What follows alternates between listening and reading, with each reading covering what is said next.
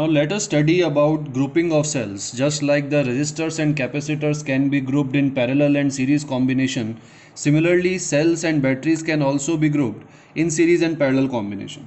So before we proceed with this topic, I must point out that apart from the resistance component or the resistors in a circuit, every battery has its own internal resistance also, because the battery is also a mechanical component in which we have electrolytes, we have electrodes, and we have various parts which come together to make a battery. And each of these parts are not perfect, they are not ideal conductors, so each of them will have some resistance. So a battery will always have some internal resistance.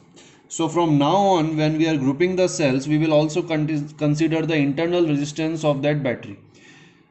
So how do we use that, you will see in the video ahead. So having said that, we can first start with the series combination.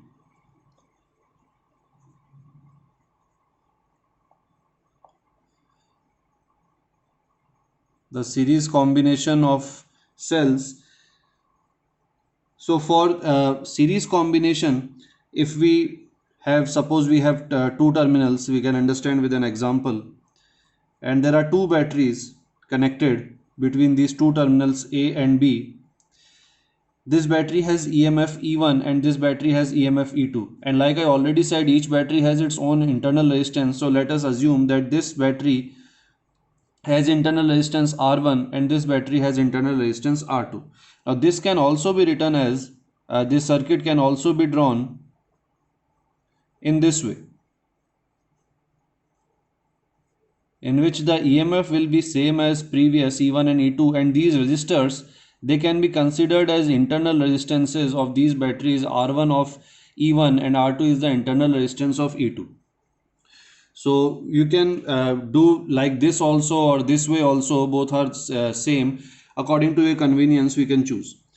Now for this group of cells we always find the equivalent EMF, because we have more than one battery, so we have to find a single EMF for the circuit. We have to find equivalent EMF, and similarly we have to find equivalent resistance also.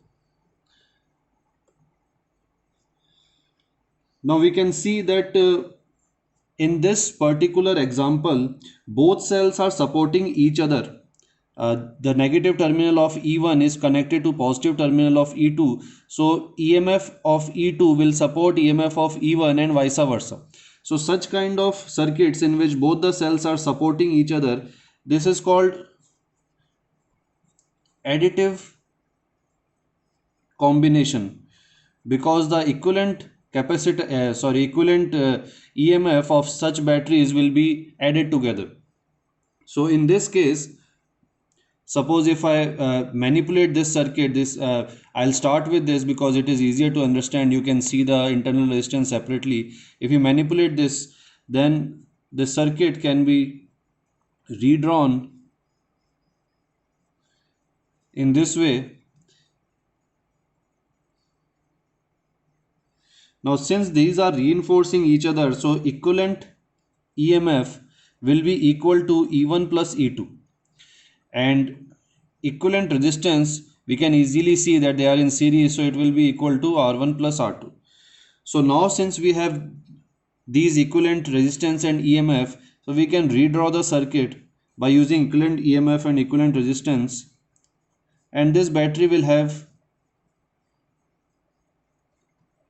E1 plus E2 as EMF, and the resistance will be R1 plus R2.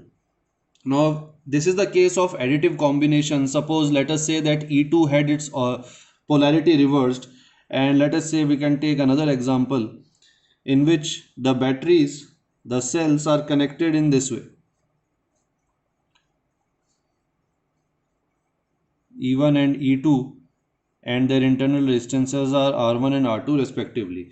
Now since both cells, the negative terminal of both cells are connected with each other, so EMF of these cells will oppose each other, and such circuits are called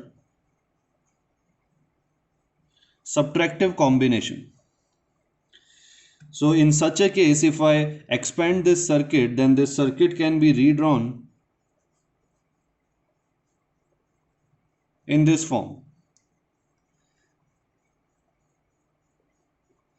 So here there is no effect on the resistances. Resistors are already in or they are still in series with each other, just like the previous example. The only difference is the polarity of one cell. So now the equivalent EMF of this combination will be equal to E1 minus E2, or depending on which one is the greater EMF, we can take that as positive, because remember the EMF of any battery can never be negative. So it will be a modulus. So it will be E1 minus E2, and equivalent resistance will still be R1 plus R2. So if I sum these two cases, then we can say that in both additive and subtractive combination, the equivalent EMF will be equal to E1 plus minus E2, and equivalent resistance will be R1 plus R2. So this is the series combination, and these are two cells. Suppose we have n number of cells connected with each other. Suppose we have connection like this. There are n number of cells connected, each with n number of resistors. Then the equivalent resistance will be equal to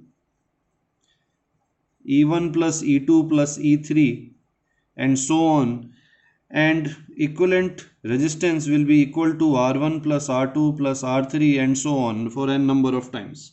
Now here make sure that you understand that if any one or more of these cells have their opposite polarities, they are connected in opposite manner, then their EMFs will be subtracted from this. But the formula remains the same. You can put plus and minus sign according to the polarity, according to the additive combination or subtractive combination of the cells.